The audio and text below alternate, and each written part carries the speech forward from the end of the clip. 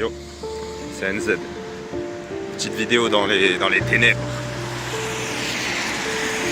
De quoi on va parler aujourd'hui? Oula, le retrait. Oula là. Attends. Tac. Shit. De quoi on va parler aujourd'hui?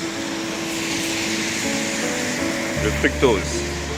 Fructose. Pourquoi le fructose en excès est très dangereux pour ton foie? De ce que j'ai compris, en tout cas avec les personnes avec qui j'ai pu parler, hein, bien sûr, dans mon entourage, en général, on se dit que le fructose est bien moins dangereux que le glucose. Déjà, si tu savais même pas qu'il y avait une différence entre les deux, tu te dis mais attends, c'est quoi le fructose, c'est quoi le glucose? En fait, c'est deux types de sucre. Des sucres, deux types de sucre, ok? Ce que toi tu connais, c'est le sucrose. Donc aucun des deux, puisqu'en fait le sucrose, c'est la somme des deux. C'est une molécule de glucose, une molécule de fructose. Et la plupart des gens se disent que le fructose, si tu remarques bien, il y a fruit dedans, comme les fruits. Et en fait, c'est le sucre que tu trouves dans les fruits. Ils se disent que comme c'est le sucre qu'on trouve dans les fruits, bah, c'est un bon sucre. Deuxièmement, si tu fais des recherches sur, sur internet, tu vas aussi voir que le fructose aura beaucoup moins tendance à augmenter ta glycémie. Ta glycémie, c'est quoi? C'est ton taux de sucre dans le sang. Et en général, même pas en général, si tu peux manger des choses qui vont bien moins augmenter ta glycémie, ce sera toujours un avantage. Donc si tu pars de ce point de vue-là, bah, automatiquement, tu te dis bah le fructose, il va moins, en anglais on va dire trigger, il va moins faire en sorte que ta glycémie augmente que le glucose. Donc, et c'est en plus c'est le sucre qu'on trouve dans les fruits c'est bon pour la santé, donc le fructose est meilleur que le glucose. Mais en fait, si tu changes un peu ton point de vue, là l'idée c'est surtout de voir on regarde par rapport à la glycémie, l'effet sur la glycémie. Mais tu peux regarder par rapport à autre chose. Et moi, je vais t'apporter une critique dans le sens où je vais essayer de regarder par rapport à ce qui se passe dans ton foie. Ok, je me base sur des vidéos que j'ai vues sur internet, des recherches que j'ai faites. On peut toujours débattre. Si tu as une autre idée dans les commentaires, si tu as une source qui dit le contraire de ce que je viens de dire ou quelque chose comme ça, on peut toujours débattre. Forcément, c'est ce qui est intéressant. Mais donc, si on regarde par rapport à ton foie, qu'est-ce qui se passe quand tu consommes du fructose? Bien sûr, dans les deux cas, hein, le problème c'est quand c'est en excès. Personne t'a dit de pas manger de glucose, de pas manger de fructose. Les régimes sans sucre ou je sais pas quoi, ou sucre low carb, ça peut marcher pour certaines personnes, par exemple ceux qui ont des diabètes, des trucs comme ça, des maladies de ce type-là. Forcément, oui, réduire le sucre, c'est la meilleure des choses à faire. Mais si t'as pas de problème de santé pour l'instant,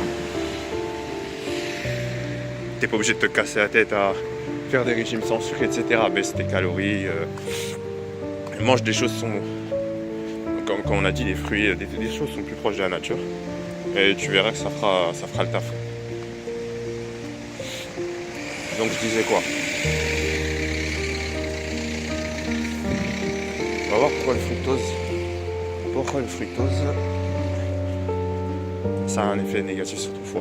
Donc quand il est en excès, le fructose, contrairement au glucose, le truc c'est que la plupart de tes cellules, elles peuvent le métaboliser. Donc, disons que tu manges, je sais pas, tu prends une barre de glucose. Enfin, dans ce que tu manges, il y a 100% de glucose, ok?